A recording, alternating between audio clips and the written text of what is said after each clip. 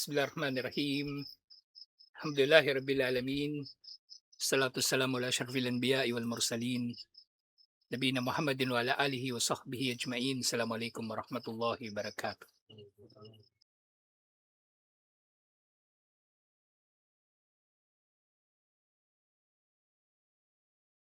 So inshallah, Al-Qiyamatul Kubra.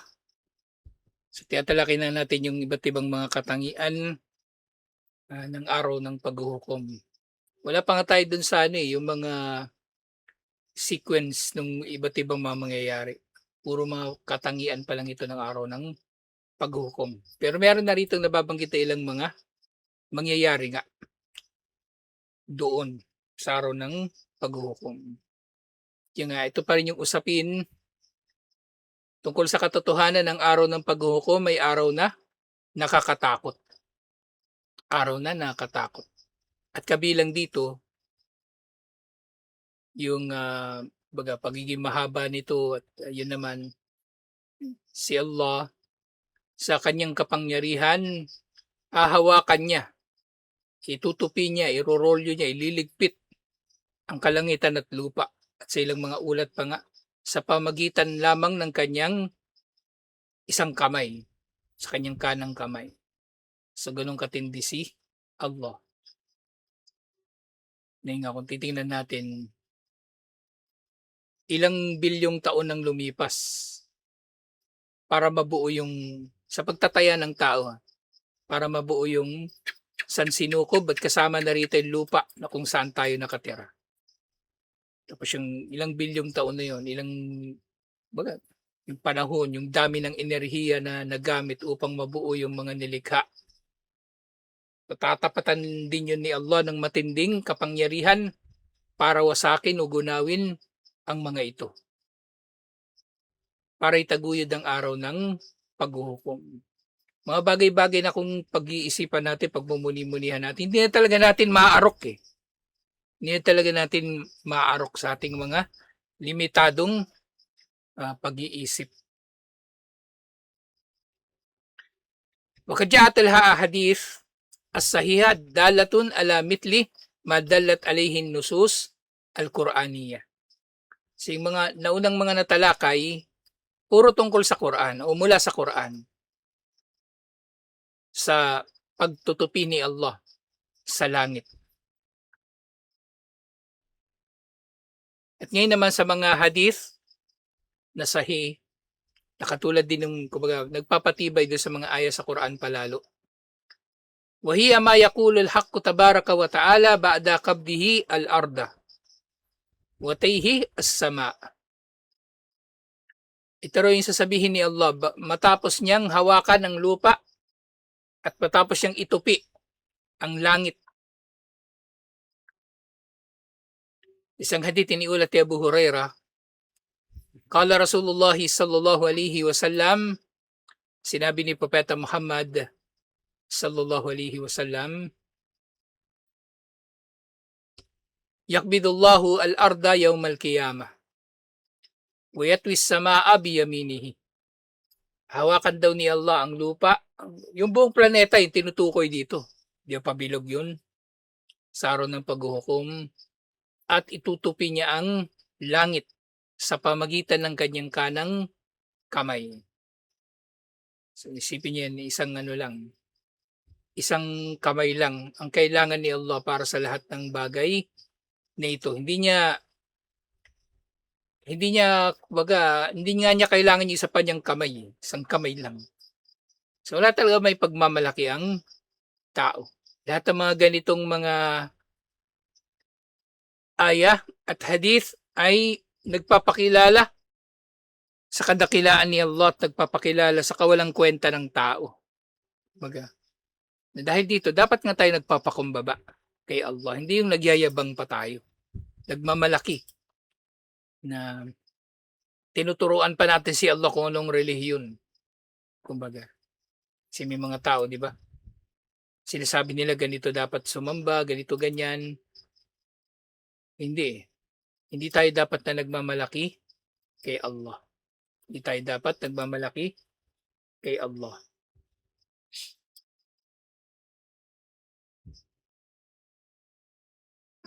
At habang hawak niya ito, sasabihin ni Allah, Anal Maliku, ako ang hari, ako ang tunay na hari. Magpapakilala si Allah. Ay namulukul ard. Ako ang tunay na hari, nasaan ang mga hari ng lupa? So di ba parang naghahamon si Allah, di ba? Pag meron nag-aamok, sinong matapang? Ako siga rito. Sinong matapang? O yan, lumabas ang tunay na siga, ang tunay na hari, si Allah. Ako ang hari. Nasaan na mga hari? Sa mundo. Di ba? Nasaan na yung mga mayayabang na mga hari? Persian Empire, Roman Empire, British Empire, kung ano-anong empire. Magtatago silang lahat sa takot kung masasaksihan nila ito. Wala silang magagawa. Wala silang magagawa. Yun ngayon, palagi ko nababanggit yung problema sa mga tao kasi. Ang hilig ng tao na ilagay sa posisyon ng pamumuno yung may hina. Kaya yung mga nagiging pinuno ng mga walang hiya na mga imperyo na yan, mga may hinang tao lang din naman eh. May hinang tao. Yan, sina Hitler, sina Lenin, sila Stalin, at kung sino-sino pa. Magiging makapangyarihan ba yung mga yan kung di sila kinonsinti ng kanilang kapwa-tao? Hindi sila mailalagay sa kapangyarihan. Hindi sila mailuluklok sa kapangyarihan. Kasi may mga tao kasing nagpapaloko nagpapauto. Siyempre, meron ding mga tao, isa sa mga katotohanan yan, kung bakit merong mga sumusuporta sa mga may hinang tao naman, hindi naman marunong mamuno, pero sinusuportahan nila. Kasi merong papakinabangan doon sa pinunong yun. Kasi kung halimbawa sinuportahan niya yun na magiging pinuno, ambisyoso magkakaroon siya ng gantimpala. Na katulad nung nangyari doon sa mga supporter nga ni na Hitler, Lenin, bandang huli, nagkamit sila ng gantimpala. Kabit sila ng gantimpala. Sumisipsip sila doon sa tao na mahina naman talaga. Pero si Allah, hindi niya kailangan ng sisipsip sa kanya na kumbaga na hindi para sa kaluguran niya ang hinahangad, kundi material. Hindi niya kailangan yun. Si Allah mag-isa ay may kapangyarihan, may kakayanan na makamit ang kapangyarihan na ito ng paghahari. So hanapin niya yung mga tao. Anal Maliku ay namulukul ard. Ako ang hari. Nasaan ang mga hari ng mundo?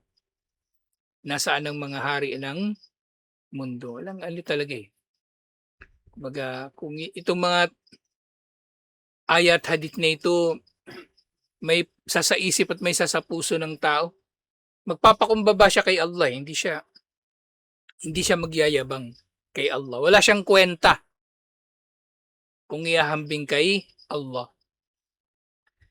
Hindi niniulat ni Imam Muslim mula kay Abdullah bin Omar radhiyallahu anhuma. Sabi ni Propeta Muhammad sallallahu alaihi wasallam, Yatwillahu as-samawati yawmal qiyamati. Itutupi ni Allah, irorolyo ni Allah ang kalangitan sa araw ng paghuhukom. So doon sa naunang ulat, yung kay Abu Hurairah kanina, sama, yung langit lang. At kapag magkaiba kasi talaga ito Bukod sa pagiging plural ng samawat, yung sama singular lang Samawat plural, maraming sama, maraming langit. Naiintindihan natin kapag sinabing samawat, lahat-lahat ng langit, pating nasa outer space hanggang sa kaduluduluhan ng universe. Sabihin niya yan,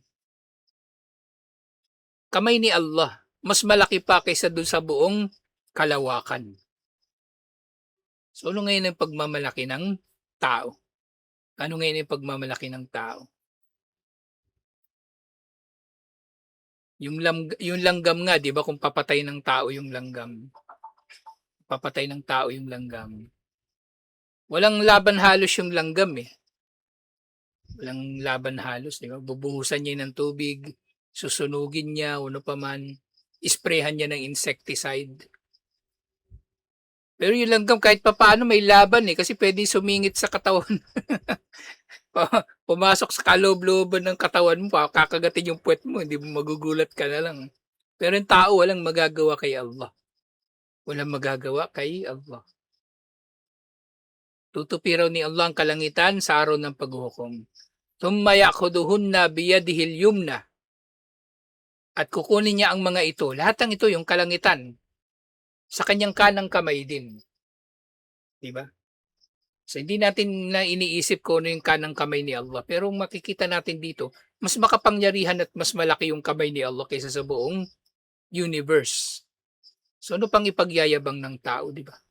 Ano pang ipagyayabang ng tao? Sinabihan ka ni Allah na siya lang ang sasambahin at wala kang sasambahin na iba liban sa Kanya. Wala kang dahilan para magyabang sa Kanya na susuwayin mo siya. Yung nga kapag nung hawak niya na ito, ganun uli sasabihin ni Allah, Anal Maliku, ako ang hari, Ainal Jabbarun, nasaan ang mga mapang-api? Nasaan ang mga mapang-api? Ako ang hari, nasaan ang mga mapang-api? Nasaan ang mga siga? Nasaan ang mga naghahari-harian? Siyempre, hahanapin din ni Allah. May pangatlo pa siyang sinabi. Ainal Mutakabbirun. Ako ang hari, akong tunay na hari. Nasaan ang mga mapang-api? Nasaan ang mayayabang? Pakita nyo ngayon ang yabang nyo, mga tarantado. May yabang kayo sa kapwa nyo tao. Kung makapang-api kayo sa kapwa nyo tao, wagas. Kung ngayon nyo pakita yung galing nyo. Ang sinasabi dito ni Allah, maglaban tayo. Pakita nyo yung galing nyo. Paraon, o kung sino-sino pa mang naghahari-harian sa lupa. Ilabas mo yung mga sundalo mo. Ilabas mo ang kapangyarihan mo.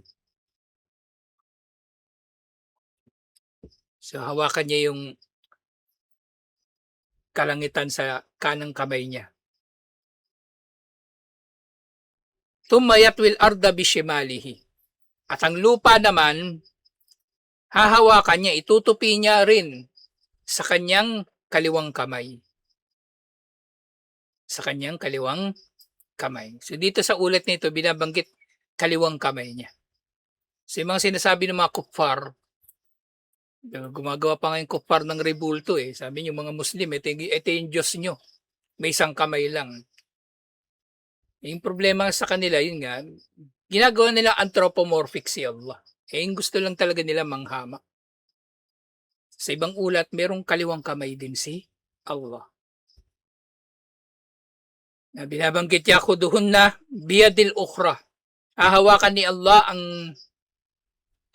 ang lupa sa iba pa niyang kamay. Sa iba pa niyang kamay. At ngayon di sasabihin niya, Anal Maliku Ainal Jabbarun Ainal Mutakabbirun. Ako ang hari. Nasaan ang mga mapang-api? Nasaan ang mayayabang? At hindi niniulat ni Imam al-Bukhari mula kay Abdullah bin Mas'ud anna Yahudiyan jaa ila Nabi sallallahu alaihi wasallam faqala Ya Muhammad inna Allah yamsiku samawati ala isbiin. May dumating daw na Hudyo kay Propeta Muhammad sallallahu alaihi wasallam. Sabi ng Hudyo na ito, O Muhammad, hahawakan ni Allah ang kalangitan sa isang daliri. Dito nga kumbaga sa katuruan nila kumbaga parang nag-share lang ng katuruan itong Hudyo na ito kay Propeta Muhammad sallallahu alaihi wasallam. Ang nalaban daw nila tungkol sa bagay na ito, hahawakan ni Allah ang kalangitan sa pamagitan ng isang daliri. Wal ardaini ala isbiin. At ang dalawang lupa, hindi, aradin pala ito. At ang lupa, pag sinabi kasing aradin, isa lang din na lupa yung tinutukoy dito. Itong kalupaan na ito.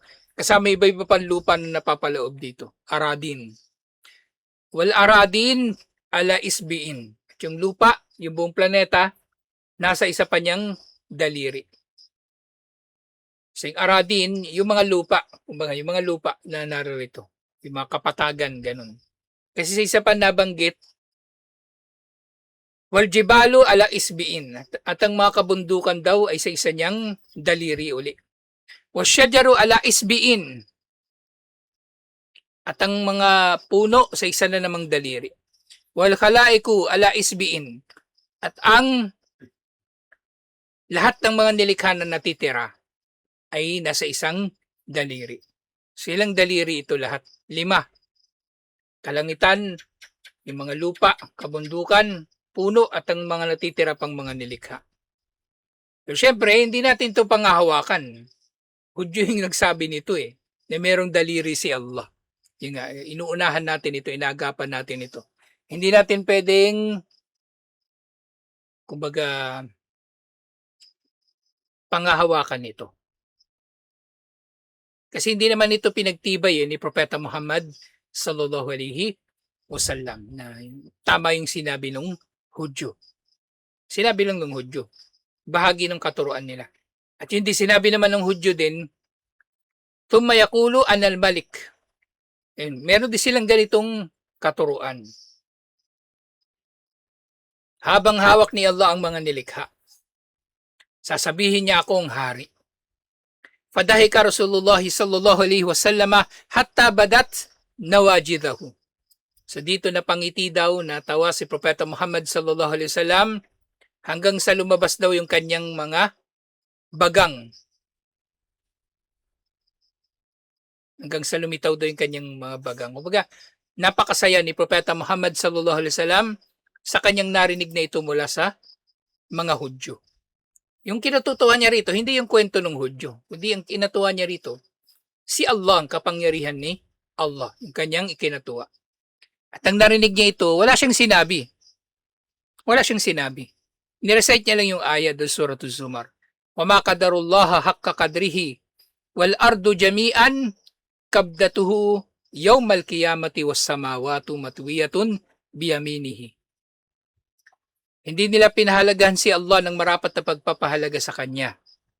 Samantalang ang lupa lahat-lahat ay hawak-hawak niya sa araw ng paghuhukom, gayon din ang kalangitan, ay nakatupi sa kanyang kanang kamay. Subhanahu wa ta'ala amma yushrikun.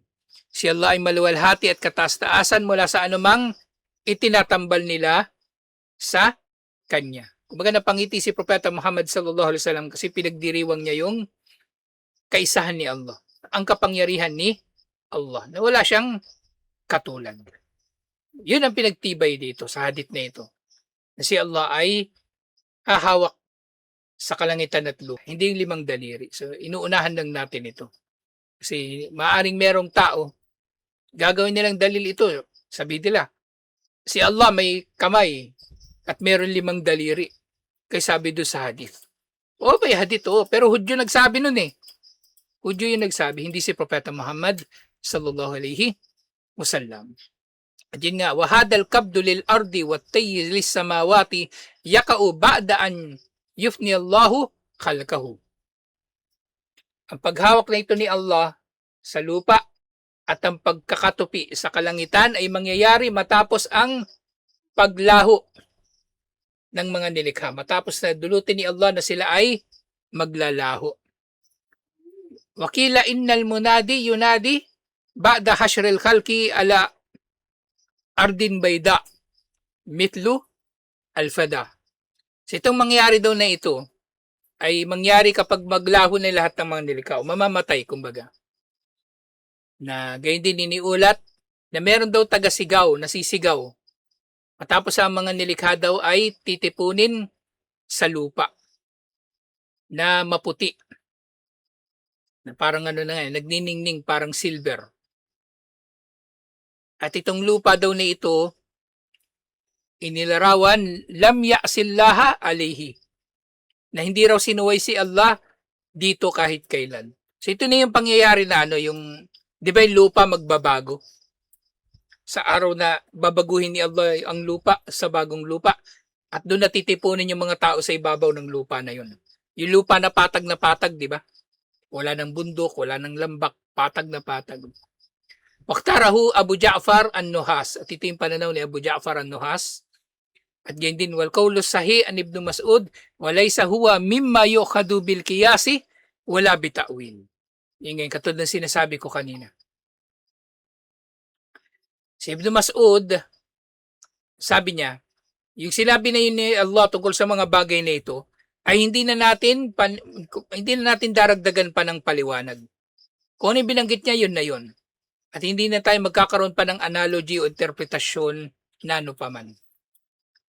Kumbaga, sasabihin pa natin yung mga detalye ng kanyang kamay, may 5 daliri o ano pa man. Yun na yun. Sinabi niya may kamay siya. Meron siyang kanang kamay at iba pa. Pero yun lang, hindi na pwedeng magdaragdag pa ang tao. Waliyadu billah. Yun nga. Sinabi ni Imam Al-Qurtubi rahimahullah, panghuli ngayong araw insyaAllah. Malqawlu al-awwal adhar lian al-maksuda idharu infiradihi bil mulk. Sabi niya,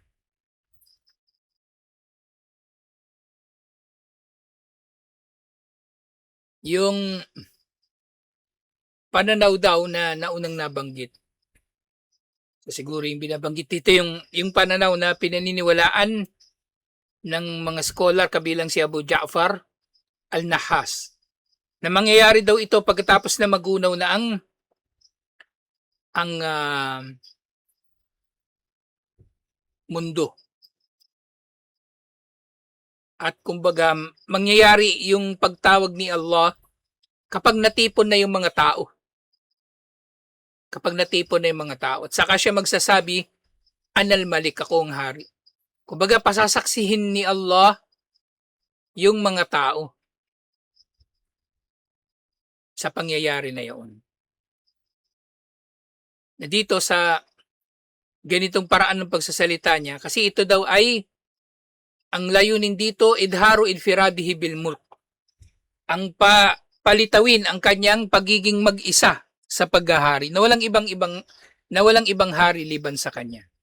Enda inkitai da'wal madain wa intisabul muntasibin id kadhahaba kulla malikin wa mulkihi wa kullu jabbarin wa mutakabbirin wa mulkihi wan kataats nasabahum wa da'awihim hatta adhara. Kasi Allah ang magsasabi nito sa panahon na wala nang sino man na makakapag-angkin nito ng paghahari. Kasi walang maghahari, pantay-pantay tayo, pare-pareho tayong natatakot sa araw ng paghuhukom. Pag binuhay nga tayong muli, di ba? Nakahubad tayo lahat-lahat. So kahit yung hari na nung namatay siya, inilibing kasama niya yung kanyang mga kayamanan, nakasuot siya ng pinakamamahaling damit. Nakahubad siya kapag binuhay siya sa araw ng paghuhukom. Ipapakilala ni Allah yung kanyang sarili sa ganitong paraan, ako ang hari. Sa panahon na wala nang makakapag-angkin nito, sa panahon ng bawat hari at ang kanilang mga kaharian ay naglaho na, sa panahon ng bawat mayayabang na mga mapang-api at ang kanilang mga pinaghaharian ay naglaho na. So ito ang kumbaga mas matibay na pananaw, alhamdulillah. Pero syempre, yung sinabi ni Ibn Mas'ud na wala nang iba pang interpretasyon dito, panghahawakan din natin yun.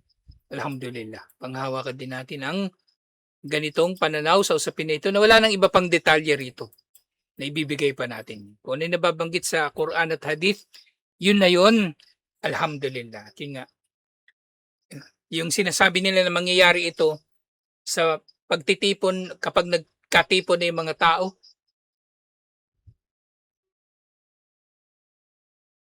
kumbaga, posible rin. Ay nga kay Imam Al-Qurtubi kasi kumbaga ipapakilala dito ni Allah ang kanyang sarili. Papakilala dito ni Allah ang kanyang sarili. Naalala ko bigla eh. 'Di ba uso dito sa Pilipinas yung yung mga yung mga bioman, mga maskman na panood niyo yun sa TV. Shider o yung kahit sa Naruto lahat ng mga Japanese na anime. 'Di ba yung bida bago sila maglaban, nagpapakilala muna. Nagpapakilala. Inisip mo ngayon, bakit 'tong mga tarantadong 'to? Magpapakilala muna bago sila maglaban. Tapos bakit hindi sila habang nagpapakilala pwede naman tirahin nung kalaban yun, 'di ba, para tapos agad yung laban. Meron palang pinanggaligan yun. Sa kultura kasi ng mga Hapon, lalo na nung unang panahon, yung mga mandirigma, nagpapakilala sila Nagpapakilala sila, ako si ganito, taga ganito, anak ako ni ganito, ito yung ranggo ko.